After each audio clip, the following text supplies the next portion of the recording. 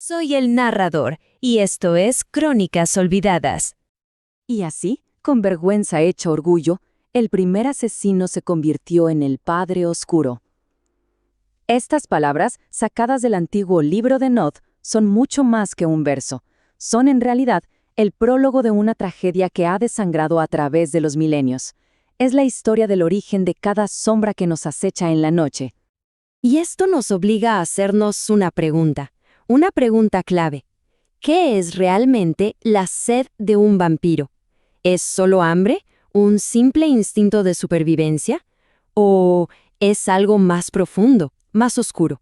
Quizás el eco constante de un castigo divino, una herida que, simplemente, nunca sana. Para poder descifrar este misterio, para entender de verdad la naturaleza de esa bestia que ruge dentro de cada vampiro, tenemos que retroceder. Vayamos juntos al amanecer de la humanidad, a ese momento exacto en que se cometió el primer pecado de todos. Nuestra crónica arranca en la mismísima cuna de la civilización, con un nombre que todos conocemos, pero con un destino que muy pocos se atreven a contar. Esta es la historia de Caín.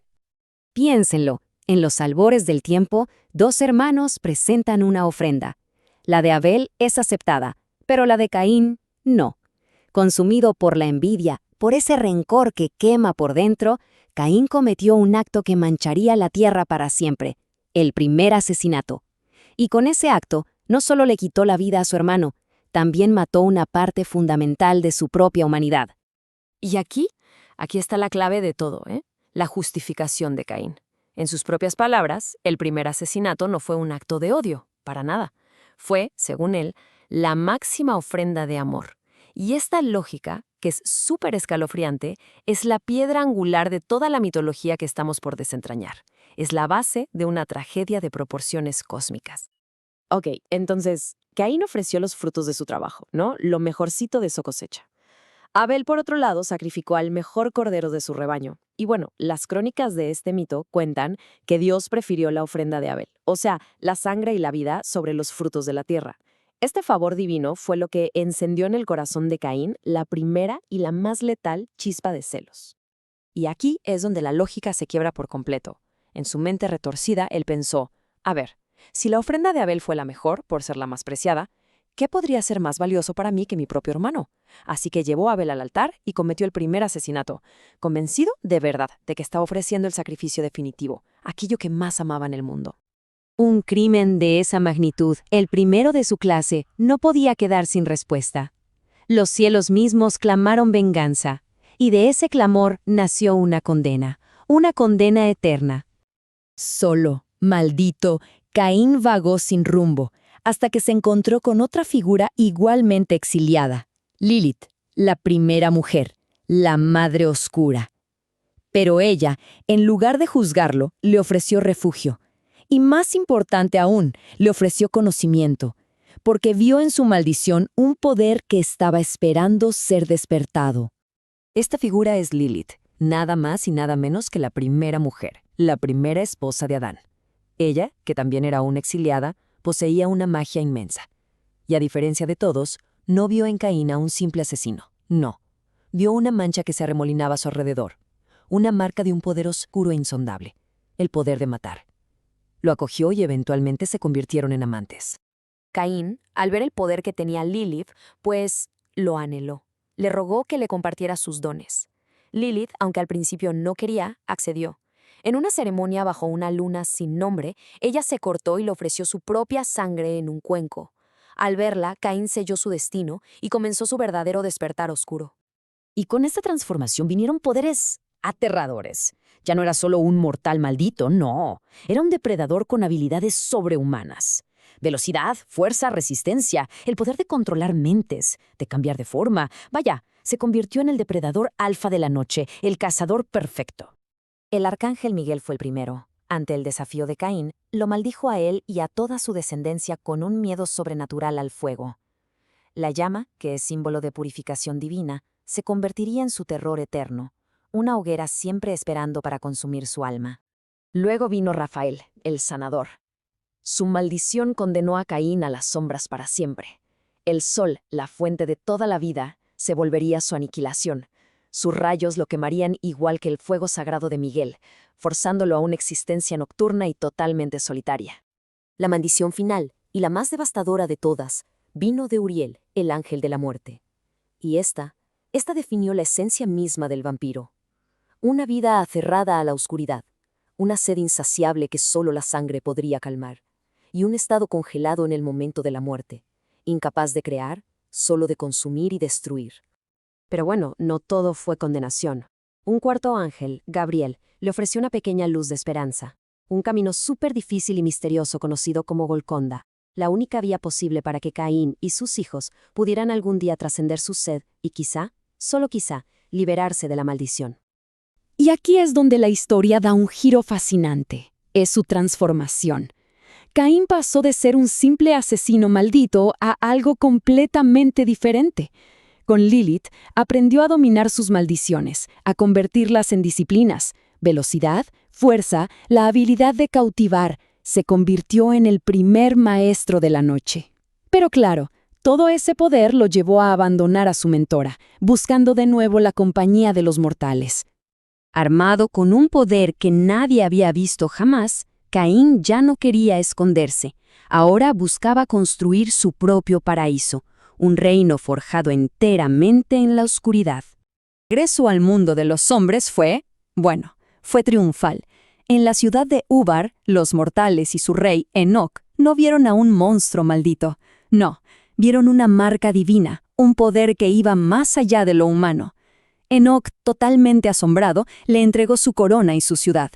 Caín, el exiliado, se había convertido en rey. Su viaje fue una escalada de poder y de oscuridad. Pasó de ser el paria exiliado al amante de una hechicera, del maldito por los cielos al dios rey de toda una civilización de muertos vivientes. Estaba a punto de fundar un imperio a su imagen y semejanza. Y Caín rebautizó la ciudad en honor a su más fiel sirviente, Enoc. Así nació la primera ciudad, una especie de utopía oscura donde los vampiros caminaban como dioses entre la gente. Caín, el padre oscuro, gobernaba con mano de hierro. Creó a sus 3 primeros hijos, la llamada segunda generación, pero impuso una ley tajante: nadie más sería abrazado. Los mortales vivían para servir, y por un tiempo hubo un orden perfecto bajo un cielo sin sol. La sociedad de Enoch era algo único y aterrador. Ahí los vampiros no se escondían, eran dioses.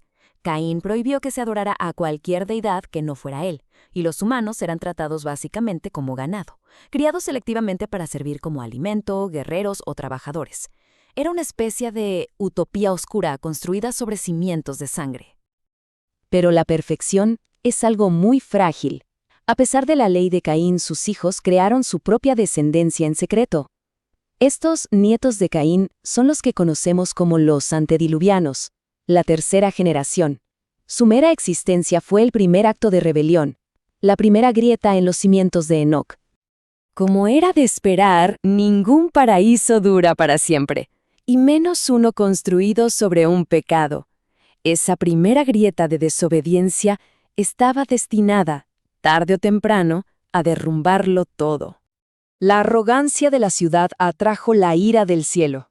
El gran diluvio, el de la Biblia, no solo destruyó el mundo de los hombres, arrasó con Enoc. La gloriosa metrópolis quedó reducida a ruinas bajo el agua.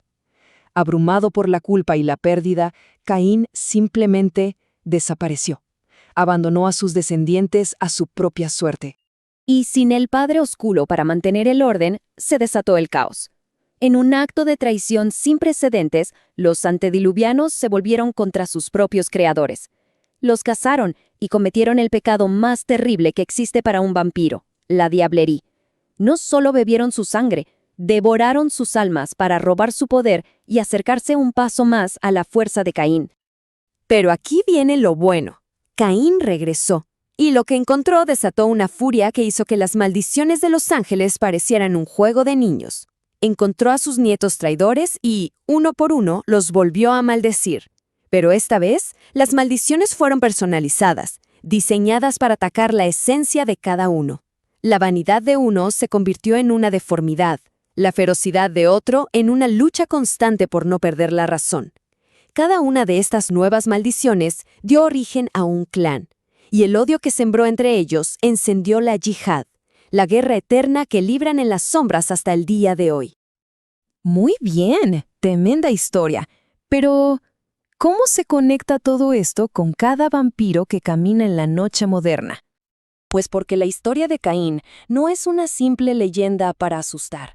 Es como un trauma genético, una herida en el alma que se transmite con cada abrazo. Cada vampiro lleva en su sangre el recuerdo de ese primer asesinato. Y aquí, de una forma bastante trágica, encontramos la respuesta a nuestra pregunta inicial. La sed no es solo hambre, es el eco de la maldición de Rafael, el recuerdo perpetuo de la sangre de Abel. Y la furia de la bestia no es un simple instinto, es la ira heredada de Caín al descubrir la traición. El primer pecado es la fuente de todo su tormento.